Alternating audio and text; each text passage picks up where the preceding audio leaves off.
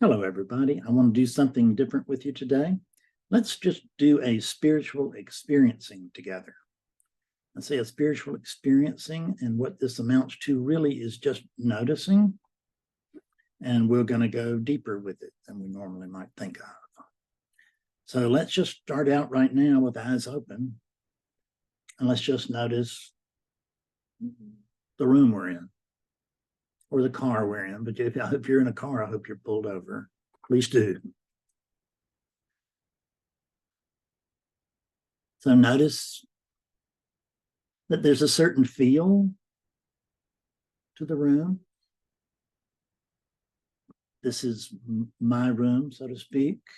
It's the room where the unit spends much of its time every day. And it feels very warm and comfortable. I really love the way it's decorated, if you will. It looks like spiritual decorations, but just the way I decorate, which, there it is. So I notice it's very comfortable. Why don't you try to get comfortable as best you can? Just, I'm going to move in my chair until I feel settled. Let's settle in. Let's get ourselves grounded. And now let's close our eyes.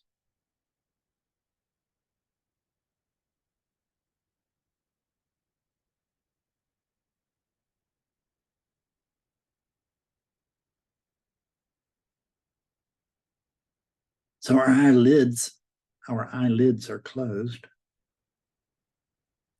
but the eyes aren't really closed. They don't have a sign that says open and shut. They're just open, and the eyelids go open and shut. So what are you looking at now that you've noticed that your eyes are open? Your eyelids are closed, but your eyes are not. So what are you looking at? What I'm looking at predominantly is just a dark field. It's just a dark field. There are hints of light, but there's no light. It's not pitch dark because there's light on the other side of the eyelid that's bleeding through a little bit, just enough to let me know that I'm not standing in the dark, sitting in the dark. But I am sitting in the dark field. So are you. The reason we're sitting in the dark field is that there's no other place to sit. There's just this dark field that we're sitting in.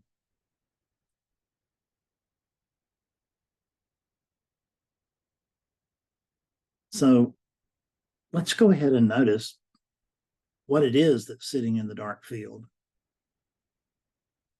So the first thing we want to do is we want to distinguish the difference between the body and the dark field. Can you actually find a difference between the body and the dark field? Can you spot it? Can you point to it?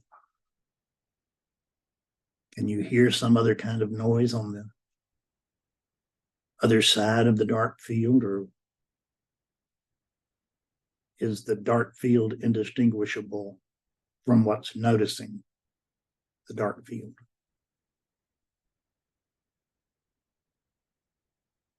So now we're just noticing the dark field. There's no need for commentary. It's not scary. It's not wonderful. It just is. Really not much to say about a dark field.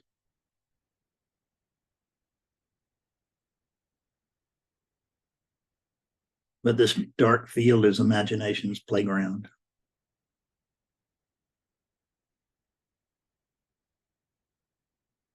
So let's use it.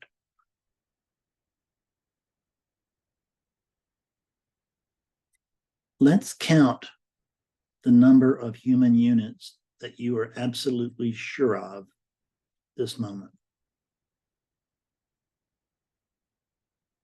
How many human units can you actually know exist?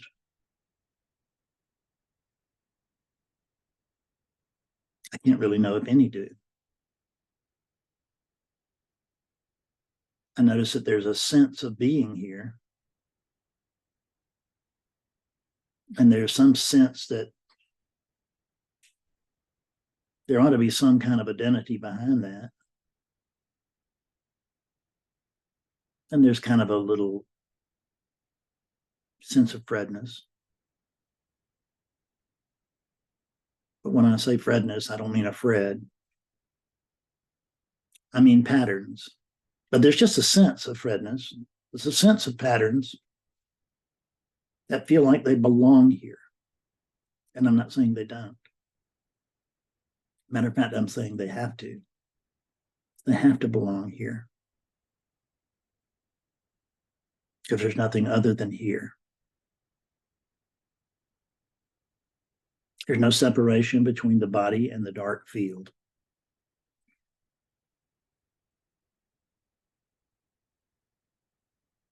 The body is actually part of the dark field.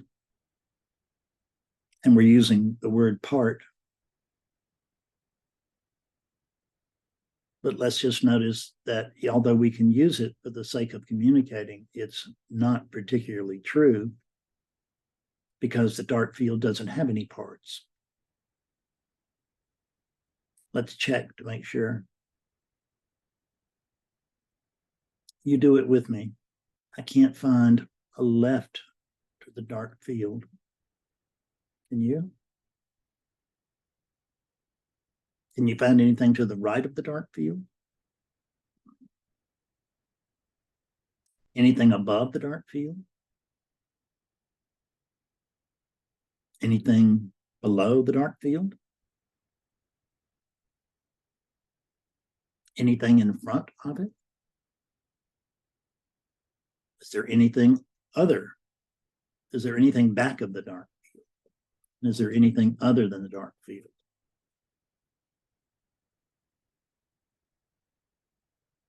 Can you find anything for which this dark field is not inclusive? Is there anything outside of this dark field? And you can say, well, I am out of the dark field, but that's not true. You don't even know that there is an I. There's a sense of being there. The same way there's a sense of being here. Well, let's just notice, I've noticed it in many things, that the sense of something doesn't necessarily mean the same thing as the truth of something. I had a sense it was going to rain here this morning. I frequently do. And it's dry as a bone here, as it frequently is. So that is one sense of rain that didn't mean the same thing as rain. Rain is now. It's wet. If it's not now, it isn't. Rain doesn't come later. Rain doesn't come earlier. It's raining now, or it's not raining. We can say that it has rained, but sometimes we say that when we're not actually sure of it, we just see water on everything and we assume it's rained. I think it's a pretty fair assumption, but we can't actually know that's true, can we? A heavy mist might have come in, a fog, left everything rainy, such a heavy fog that it almost left little puddles. We don't know. Let's don't bother to guess. Because what we're interested in is what's here now. Now there's a voice here. Both of us can hear it, so to speak. But let's look at both of us.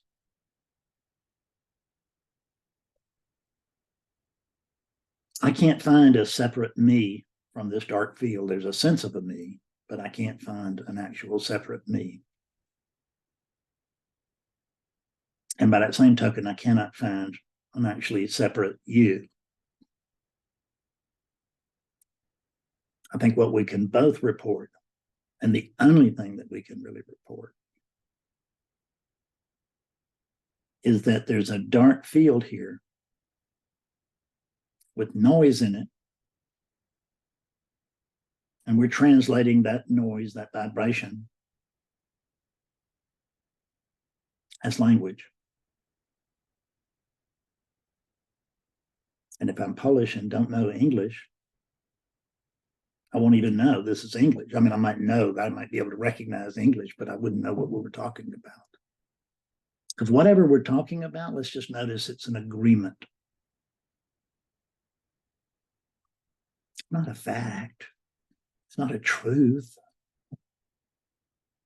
There's this dark field and there's nothing outside of it, correct? So is there anything inside of this dark field? Can you find anything inside this dark field? Well, let's just look at it logically. And if there's no outside, that means there can't be an inside. Can't be an outside without an inside. Can't be an inside without an outside. That's the way that opposites work. The dark field doesn't appear to be an opposite. It just appears to be a dark field.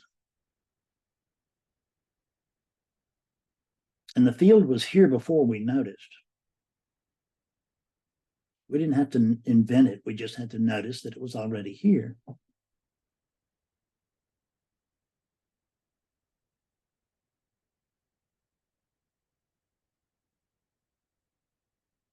The dark field doesn't have a certain vibration to it.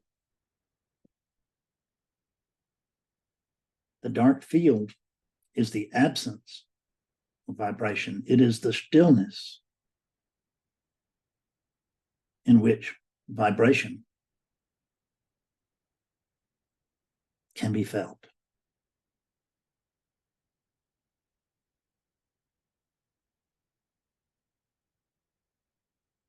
And let's notice the dark field. It's silent. Is it silent or is it silence?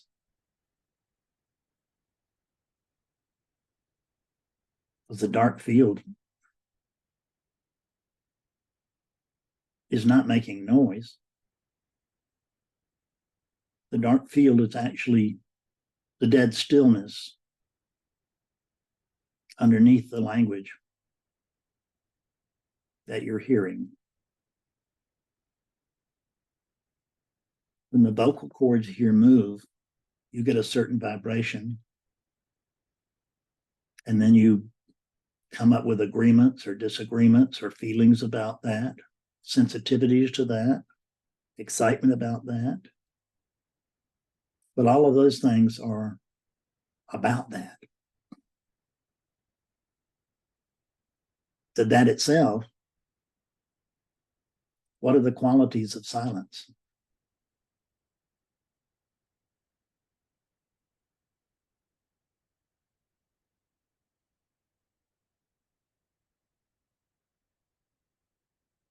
I don't believe that silence actually has any qualities. About stillness, what are the qualities of stillness?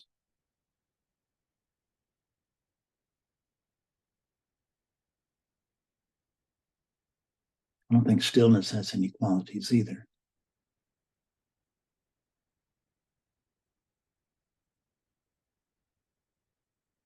We could say that it was silent, but that would make it split away from silence, and I don't think it is. Can you find any separation between the silence that you can notice here, underneath the words,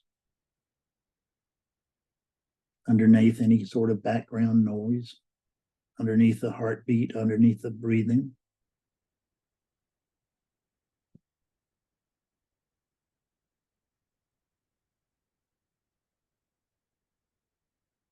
I don't know that this is particularly skillful, but we could say that silence, we really can't say that silence is an absence of noise, because it just doesn't have, that noise is just that's Maya.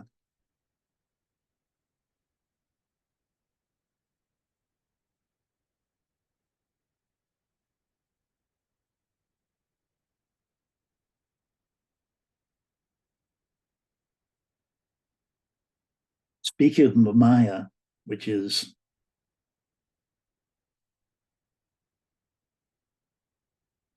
Maya is,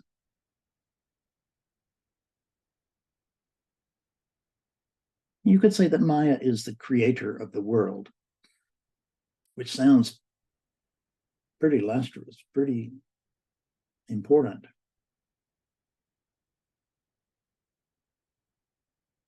But can you actually find a world?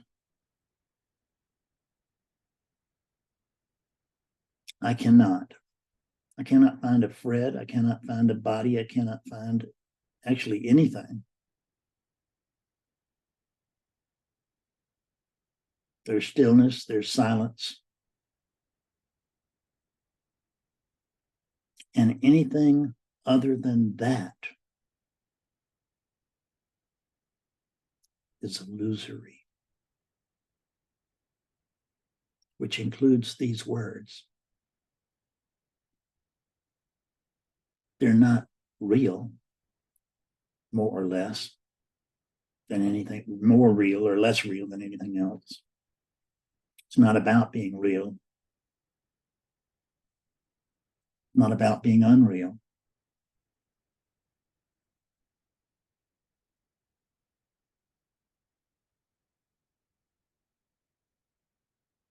How would we go find silence if we were looking for it? How would we do it?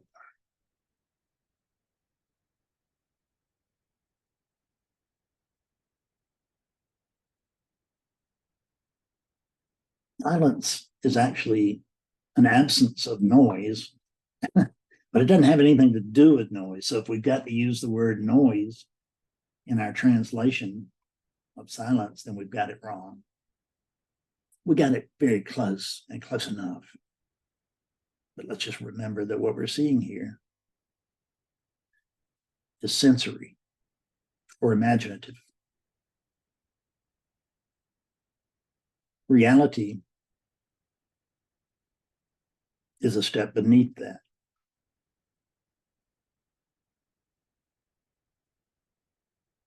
Because you can notice that there's a sense of body there, there's a sense of body here, but I can't say there's a body here. If the hands reach out and touch the legs, that's just a story. Are there any hands here until there's someone to witness them?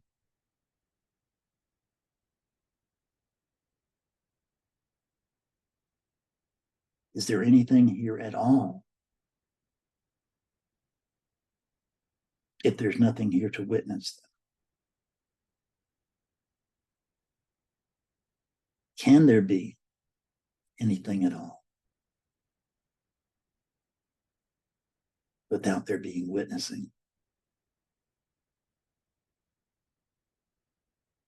If you say yes, my question is, how would you know? You can't know anything without witnessing.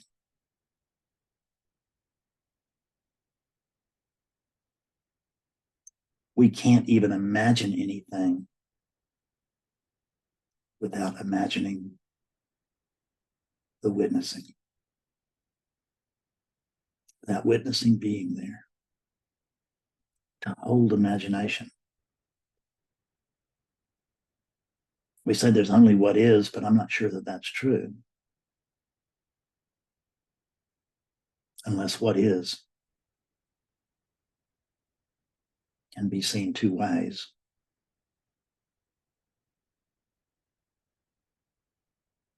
We spend a lot of our time talking about emptiness, meditating until we think we experience emptiness. Is emptiness experienceable?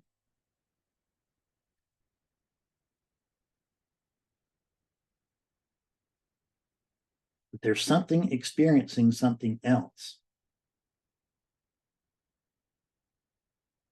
That's not pure witnessing. When I say witnessing, I notice that there is witnessing. Because there's apparently something here.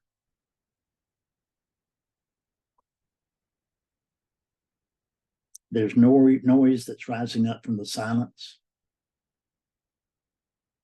The lips are moving, the vocal cords are moving, the tongue is moving, the mouth is moving, but only against the background of the silence. In the absence or the stillness, in the absence of stillness and silence, what do we find? Untouchable, unreachable, unfindable, inexperienceable.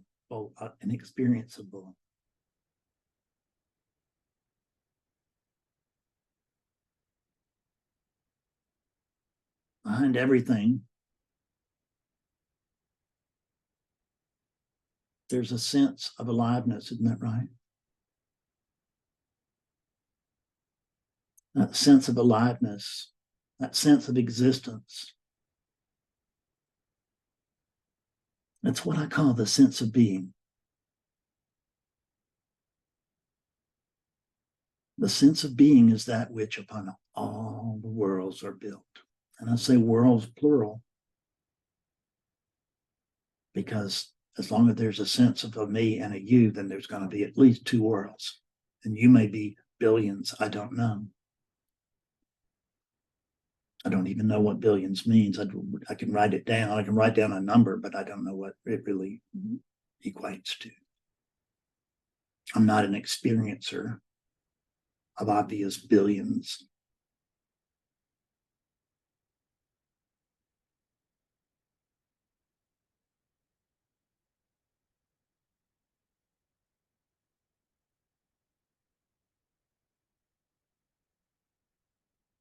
So there's just this sense of being. What scripture can be read without the sense of being? What non-dual treatise can be read without the sense of being?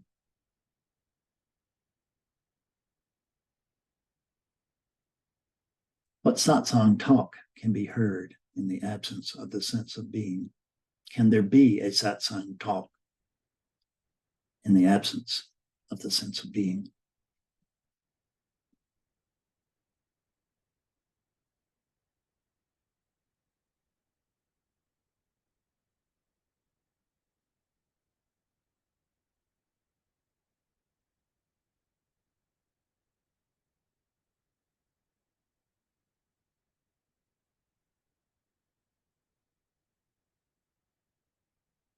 So you notice the sense of being, do you not? It's that by which noticing can occur. In the absence of the sense of being, there can't be noticing or anything else.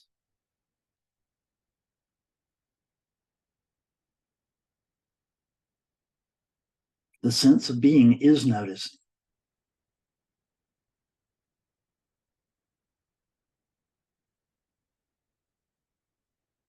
It's noticing itself as the sense of being right now. It notices itself as a Fred or a Karen or Bob at other times.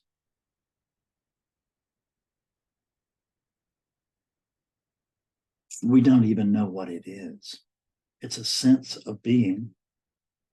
And that sense of being really, I think the best thing that we could equate it to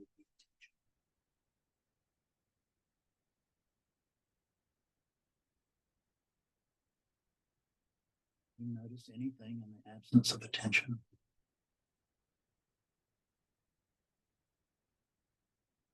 Can you find anything outside of attention? Attention is not just this immediate attention, not this sense of bodily attention, which is another sense. There's a sense of body. That doesn't mean there's a body. It means there's a sense of body. There's a sense of being. What can you recall prior to the sense of being?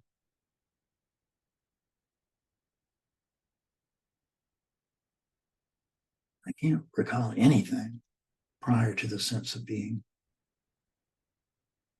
because there was nothing here to recall it. No sense of being, no memory. No sense of being, no future. When we talk about the so-called past, we take this sense of being and we tell a story with it about how things used to be. But I can't even prove that things are right now.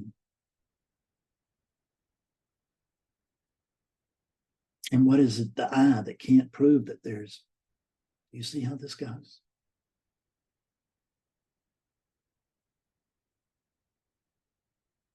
Well, there is this sense of being.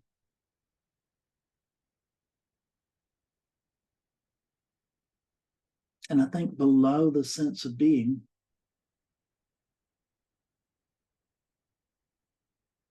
there's a sense of knowing.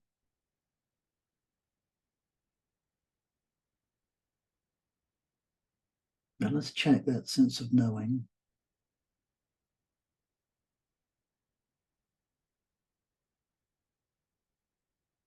Does it feel more to you like a sense of knowing?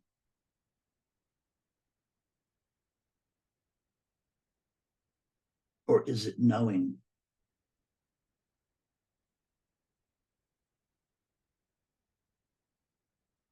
Not knowing what yet, not knowing anything.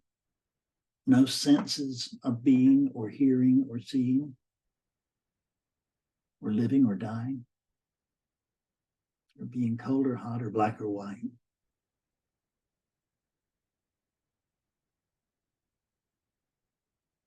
But there's some kind of knowing. I cannot tell you what this knowing is because I don't know what this knowing is.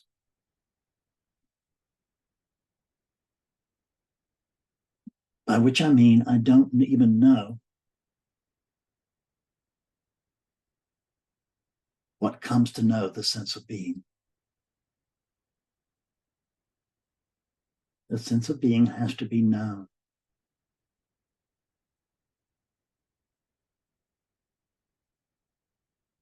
But I can't find a known.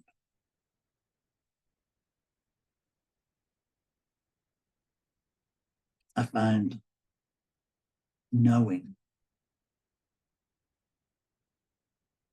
It's not translatable. It's not transferable. This very knowing, the means by which you hear this voice in the dream.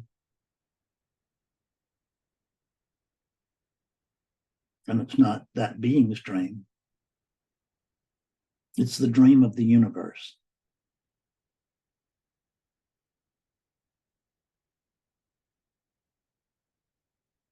Other dimensions may be, but only within the dream.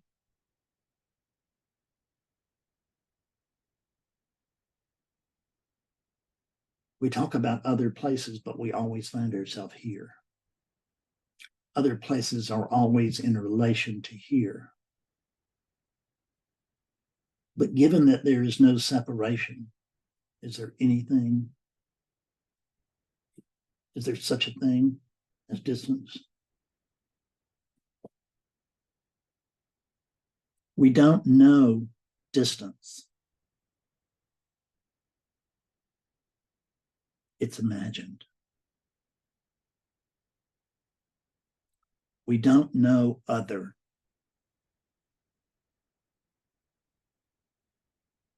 It's imagined.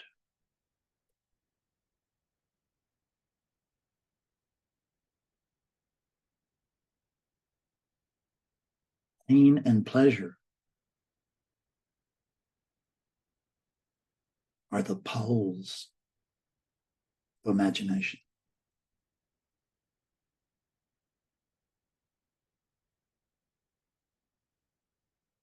The left and right, up and down of imagination. And it's just a way of speaking so we can get a feel of something beyond anything. Can we really get a feel for it? No. But we're just using words. But notice that you can't recall anything prior to the sense of being. What is the very first thing that you can remember? The very first thing that can be remembered here is noticing the sense of being, and I don't remember it like that. But there was an initial knowing.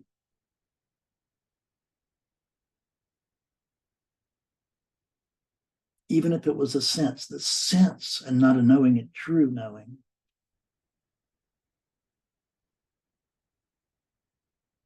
True knowing is not a sense.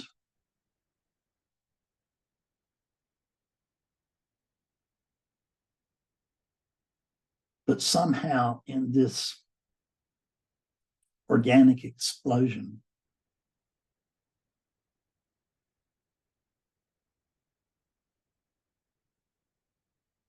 there's a sense that I am here, but I cannot find myself. The only thing I can really find within relativity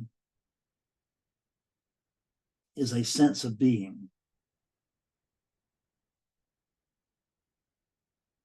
What's prior to relativity? Is that consciousness, or is the sense of being consciousness?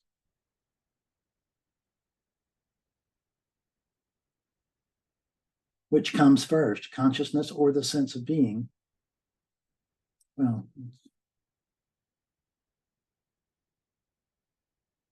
one of those unanswerable questions, because it appears to all happen at once. Who cares how? All of that's theory. Ramana Maharshi, great Indian guru, said that we don't actually need any theory in order to notice true nature. And I suggest that it is theory that keeps us from knowing true nature.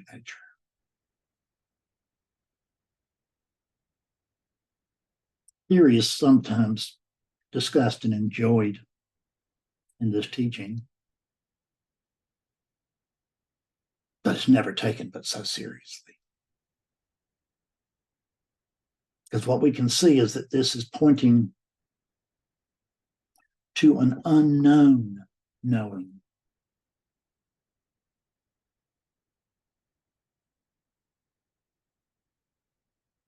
Where knowing is the last rung on the ladder. And then the ladder fades to black.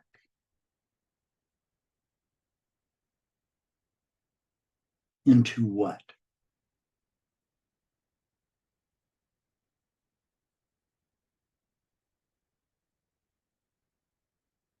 From what does the sense of being arise? What does the sense of being arise to? Isn't there something prior to this sense of existence that's right here, right now, this sense of immediacy?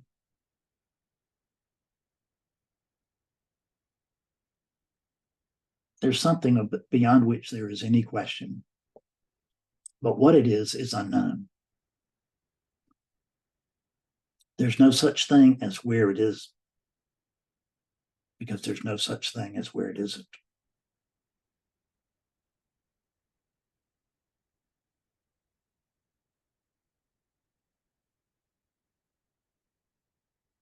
Can you let go even of the sense of being and drop into this unknown knowing? And when I say you drop into it, it's just a way of talking, isn't it?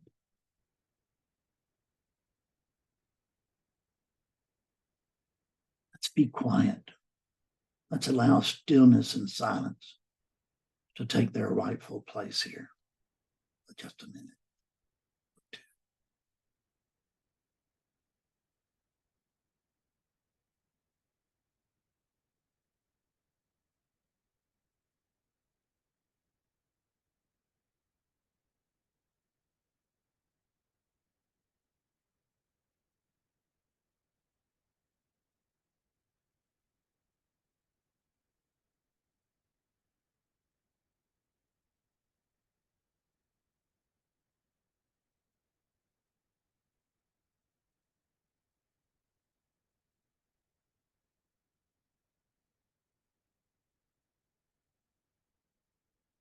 In the absence of the experienceable, there is an inexperienceable. We can't speak of it. We can't know it. We can know of it. And that's as good as it gets. So we can't know it because we are it. That's our true nature. It's beyond the sense of being.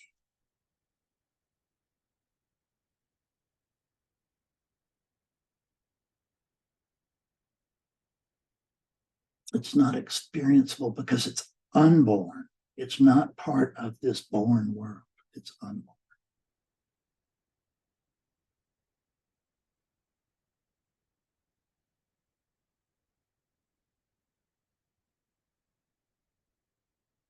Notice the unborn.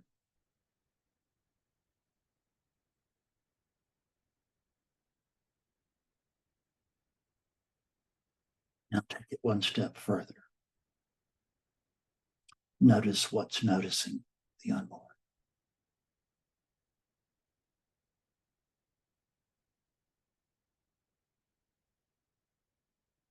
That's the further step, isn't it?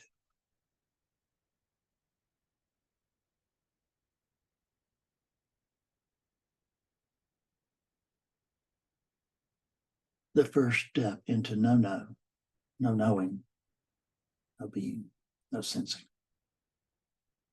Just know.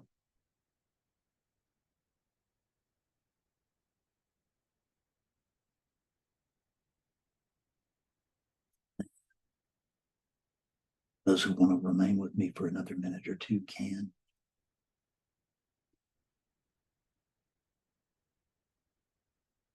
So I can't go anywhere. I can't go anywhere.